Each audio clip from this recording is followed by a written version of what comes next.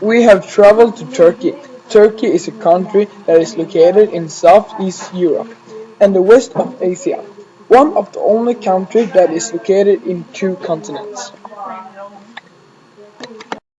We lived in the capital city of Turkey, which is Istanbul. The official population of Istanbul is 14 million, but some say it's between 16 and 20 million.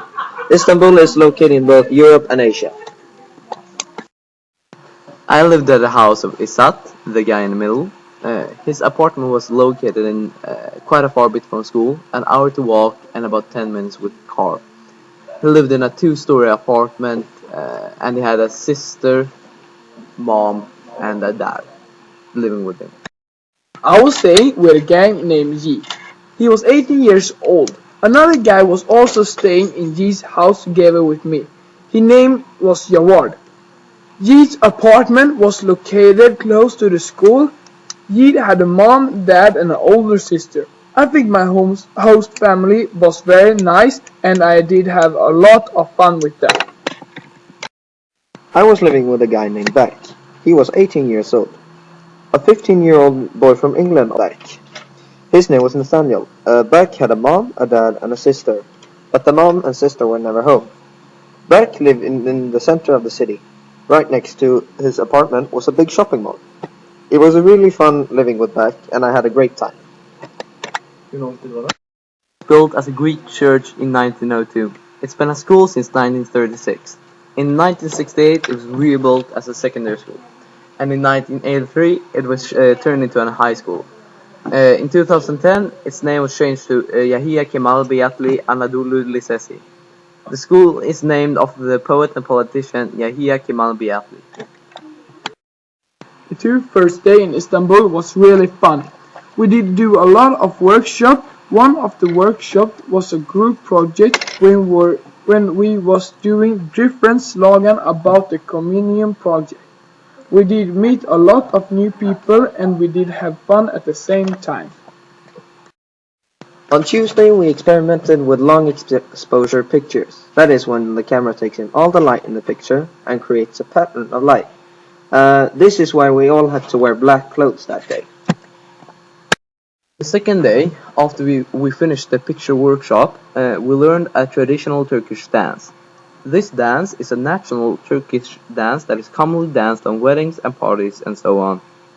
It's very fast-paced and very exhausting, so you couldn't dance it for more than maybe 20 minutes or half an hour before getting too tired. The 1st of May we did go on a boat trip because it was a lot of demonstration in Istanbul center. We did see a lot of things from the river Bosporus. For example, we did see the house Atatürk did die in. We was dancing and laughing a lot. At the end of the trip we did eat a really good lunch. On Wednesday, we went to the Blue Mosque. Its name is really Sultan Ahmed and has been active for about 1,400 years. In the mosque, you could not wear shoes and you could not have shorts or skirts. Girls also had to cover up their hair. Hagia Sophia was built as a church and finished building in 537. It was built by the Byzantine Emperor Justinius I. If it's still considered a church today, it's still the fourth biggest church in the world. When Istanbul was conquered by the Ottoman Empire in the 16th century, they remade it as a mosque.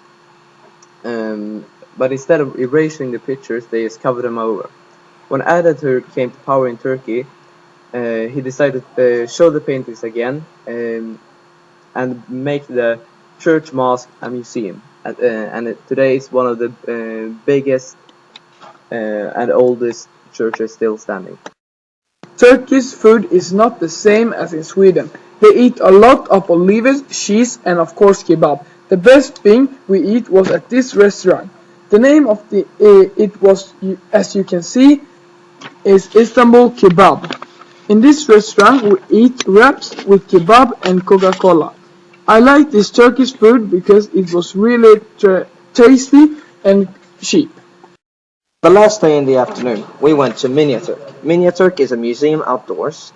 where they have made miniature replicas of small buildings. A few buildings that were showed there was Hagia Sophia and Blue Mosque.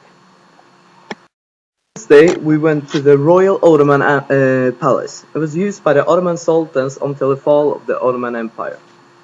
It contains the biggest diamond in the world, as well as other jewelry and old weapons and armors and such. The last day at the night we did have a big party with both teachers and students from different countries. We did eat good food, watch different performances, and we did dance a traditional Turkish dance. At the end we did say goodbye to all of our new friends and we did get a little prize for being in this project.